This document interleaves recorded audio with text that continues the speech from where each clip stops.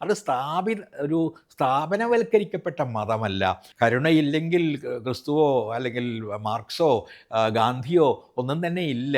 മനുഷ്യനെ നിരന്തരമായി അന്വേഷണത്തിന് പ്രേരിപ്പിക്കുന്ന എന്തോ ഒന്ന് മനുഷ്യരിലുണ്ട്. ആദ്യകാലത്തെ 2 സ്വാധീനങ്ങൾ, ഒന്ന് ബൈബിളിൻ്റെ എന്നതിനേക്കാളേറെ ക്രിസ്തുവിൻ്റെ ജീവിതത്തിൻ്റെ വളരെ അഗാധമായൊരു സ്വാധീനമുണ്ട്. ഞാൻ ക്രൈസ്റ്റ് കോളേജിൽ പഠിക്കുകയും പഠിപ്പിക്കുകയും ചെയ്തുകൊണ്ട് മാത്രമാകണമെന്നില്ല.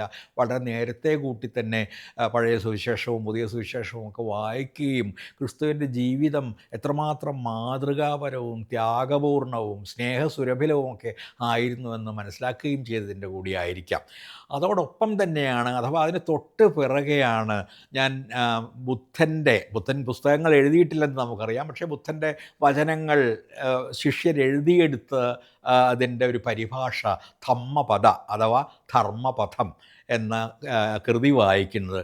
അതിനുശേഷം ബുദ്ധനെക്കുറിച്ചുള്ള പല കൃതികളും വായിക്കുന്നു. അതിനു മുമ്പ് തന്നെയാണ് ഡി കോസാംബിയുടെ അച്ഛനായ ധർമാനന്ദ കോസാംബിയുടെ സിദ്ധാർത്ഥനെക്കുറിച്ചുള്ള അദ്ദേഹത്തിൻ്റെ ജീവിതത്തെക്കുറിച്ചുള്ള കഥ വായിക്കുന്നത്. ഇതെല്ലാം വളരെ ആഴമേറിയ സ്വാധീനങ്ങളാണ് എന്നിൽ ചെലുത്തിയത്. ഈ മാർക്സും ഗാന്ധിയും അംബേദ്കറും ഒക്കെ എന്നിൽ വന്ന് നിറയുമ്പോഴും അവർക്കൊക്കെ മുകളിൽ ഒരു ബുദ്ധനുണ്ട്. ആ ബുദ്ധൻ്റെ തത്വങ്ങളുണ്ട്. കരുണ, മൈത്രി, ഉപേക്ഷ, മുദിതം എന്നൊക്കെ പറയുന്ന ബുദ്ധ തത്വങ്ങളെന്ന് നമ്മൾ പറയുന്ന ഈ അടിസ്ഥാന തത്വങ്ങൾ ഒരുപക്ഷെ ജീവിതത്തിൻ്റെ ഏറ്റവും ആഴമേറിയ മൂല്യങ്ങളാണ് എന്നെ തോന്നുന്നത്. അതിൽ നിന്നാണ് എല്ലാം ഉണ്ടാകുന്നത്. കരുണയില്ലെങ്കിൽ ക്രിസ്തുവോ അല്ലെങ്കിൽ മാർക്സോ ഗാന്ധിയോ ഒന്നും തന്നെ ഇല്ല. മൈത്രി, ആളുകളെ യോജിപ്പിക്കുന്ന സാഹോദര്യത്തിന് വേണ്ടിയാണ് എല്ലാ മതപ്രവാചകരും, മതങ്ങൾ പിന്നീട് വഴിതെറ്റിപ്പോയിട്ടുണ്ടാകാമെങ്കിലും മതപ്രവാചകരും ശ്രമിച്ചിട്ടുള്ളത്. ആ അർത്ഥത്തിലാണ് ഞാൻ പലപ്പോഴും ആത്മീയത എന്ന വാക്ക് എൻ്റെ കവിതാ സമാഹാരങ്ങളുടെ ഒക്കെ എന്ന് പറയാം ആമുഖത്തിൽ ഉപയോഗിച്ചിട്ടുള്ളത്. അത് ഒരു സ്ഥാപനവൽക്കരിക്കപ്പെട്ട മതമല്ല, പക്ഷെ മനുഷ്യനെ നിരന്തരമായി അന്വേഷണത്തിന് പ്രേരിപ്പിക്കുന്ന എന്തോ ഒന്ന് മനുഷ്യരിലുണ്ട്.